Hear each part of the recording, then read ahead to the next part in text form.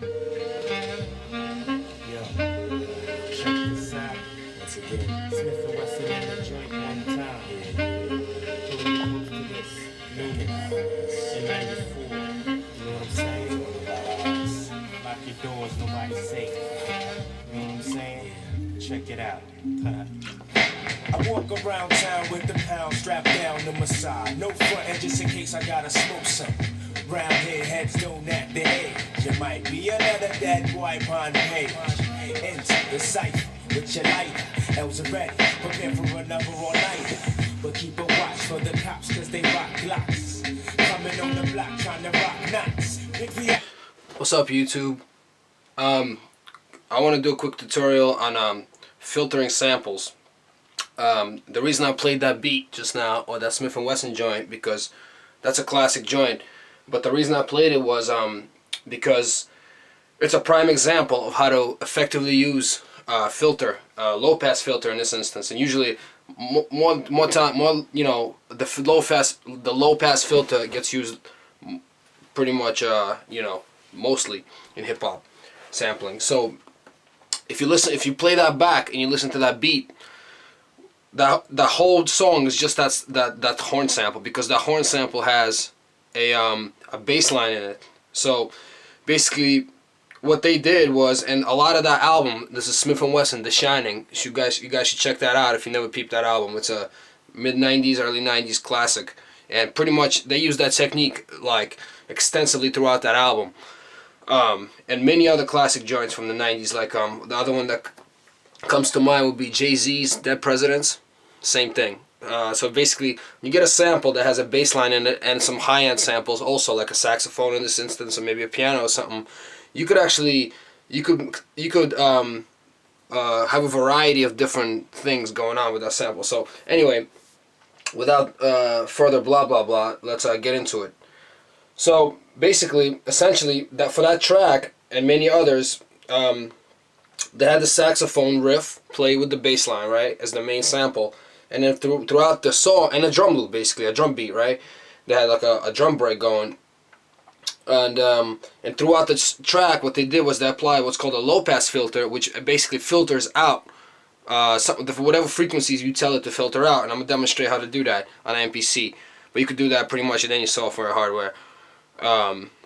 So basically, essentially, what you're gonna be, you have your main sample, and then you filter the higher frequencies. You basically push them out, and you end up with just your bass line. And then you have your bass line play in certain parts of the song, and it sort of also kind of, if there's somebody rapping over it, it sort of almost like mutes out the main melody, and it just sort of has that effect of sort of soloing out the vocals, and you know, and also, you know, it keeps the song interesting, because if you had the same loop playing for 5 minutes, it might get kind of dull, but this sort of gives it a little bit of variety, so variation. But you know, at the same time, you're not using two samples, so you're not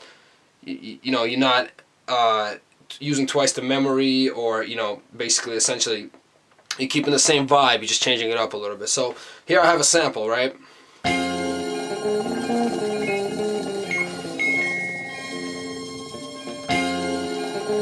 And I made a basic beat using this, right? But I recognize that it's sort of repetitive. I like the sample, it's interesting, but it's pretty repetitive, right? So here's what it sounds like.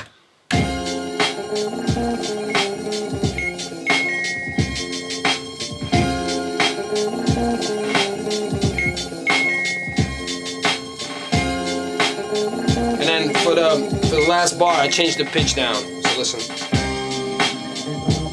It's the same sample, I just pitched it down a little bit. And then it comes back. So it's an 8-bar loop, right? So there it is. Pretty simple, right? So anyway, so what I'm gonna do is I'm gonna filter the sample so that I could have you know, maybe a switch up in the song where you hear just the bass line, because it's got a really strong, interesting bass line in there, and the upper frequencies like the synths or whatever else is going on, the little percussion will be gone. So how you do that is very simple. You go to your mode program. You find an empty pad, right? This is one of the ways to do it. You find an empty pad and you assign the same sample. This is sample 4. So I'm going to assign sample 4 to my empty pad. And, where's my sample 4? There's sample 4. And I'm going to pitch it so that it's, you know, I'm going to tune it so that essentially plays the same. All right, there it is. 3, right? So I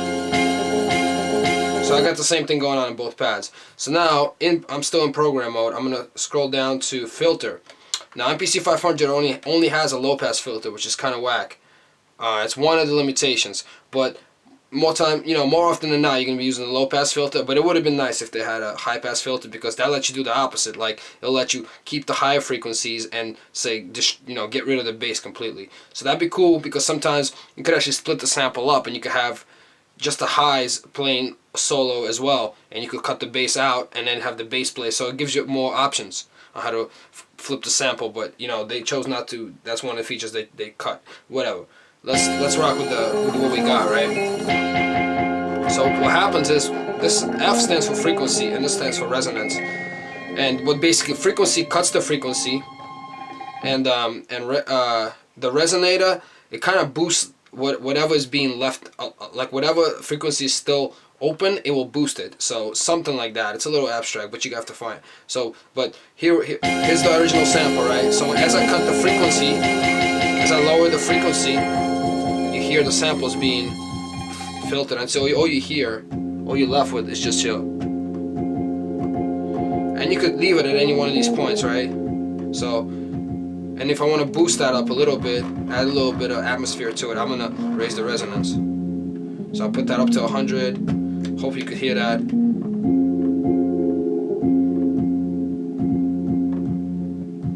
I could leave just the bass line, right? So I could use this just to play it behind the main sample, just to add a little bit more bass if the bass is not heavy enough. Like, I don't know if you could really tell the difference. And if I play it with it, oh yeah, it definitely adds an extra bass, right? So let me record that into an empty track. Yeah, let me not do that, because let me just keep it simple for this tutorial.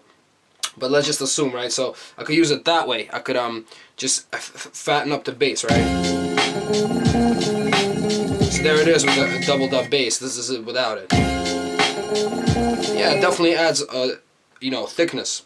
But this is the point of this tutorial is this. This is the trick that they use in Smith & Wesson, on the Smith & Wesson track, and a lot of the album, and a lot of 90s joints did that. So, let's see, we're going to go to our main samples on track 1, right? So what we're going to do is we're going to mute the track, and we're just going to play the filtered version of the sample, right? So peep it.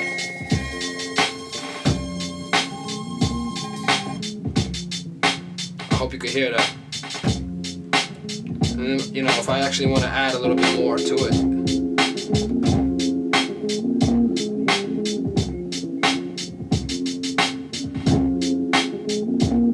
And then when I want to bring it back, I just bring it back. And I will mute it again. And that sample got kind of a long decay, so it nicely fades out. It fades out nicely. So if I want to have that as part of my arrangement, what I would do is go to sequence, parameters, scroll down to copy sequence, and I will copy it to sequence 2 because there's nothing there. So now I have my sequence 1, right, which is, let's see, where is it? Sorry, I'm getting lost here in the options. Track, parameters, right? So I have my sequence 1, and now I have sequence 2, which is identical. So on sequence 2, I'm just gonna mute the first track, or if I want to, I could just, if all I want to do is have just a part with the bass line playing with the main sample filtered out, I would just record right over that first track, and I would just record the filtered version.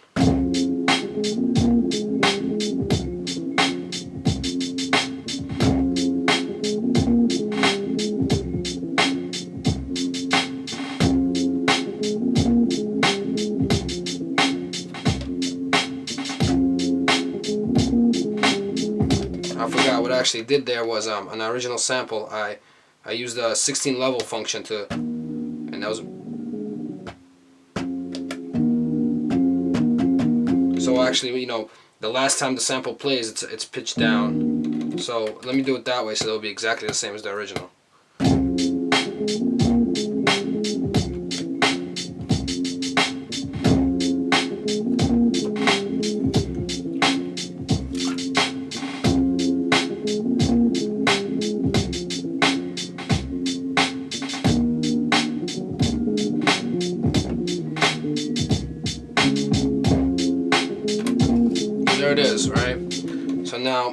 now, you know, I could switch back between the two, and so I could have different arrangements going on, right? So I can go, and then we go to, so the next sequence is gonna play. It's gonna be sequence 2, right? So then it's gonna swap, you know, to basically, and you know, essentially that's how you make your arrangements in MPC. So that's still my first sequence playing. Now I was gonna flip to the second one.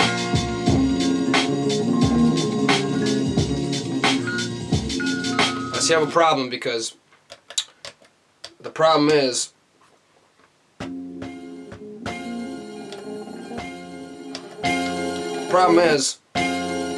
my loop ended like this. So it was like this, and then it went.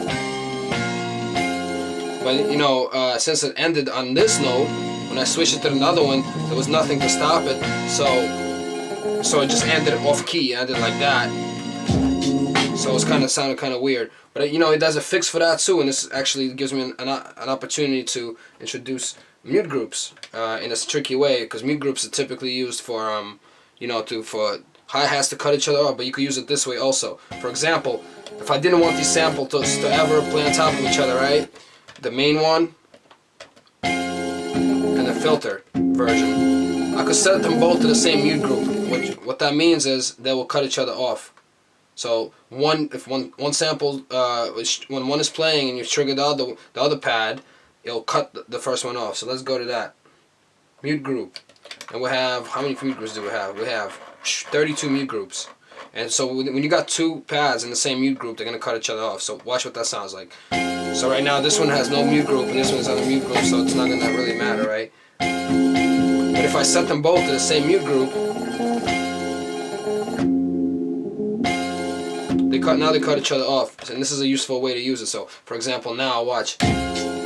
Now what happened before is not gonna happen again, because you know, the sample, as soon as the filtered version plays, which on the second sequence is gonna cut the first sample off. So let's see what that sounds like.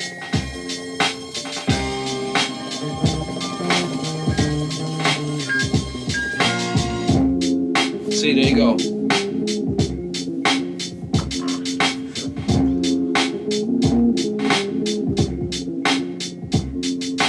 Cool. So I guess I'm gonna leave it there, cause not to overcomplicate things.